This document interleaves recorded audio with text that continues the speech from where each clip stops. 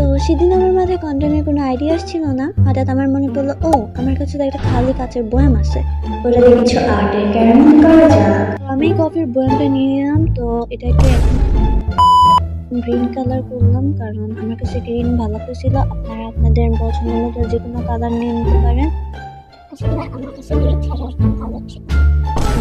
তো আমি এটাকে গ্রিন কালার করে ফেললাম আর শুকানোর জন্য রেখে দিলাম। তো আমি এখানে একটা বাল্বের ঢাকনা নিয়েছি।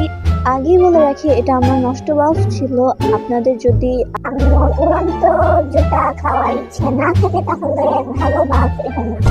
তো এখন আমি এটাকে কালার করার পর এটার উপর থেকে একটু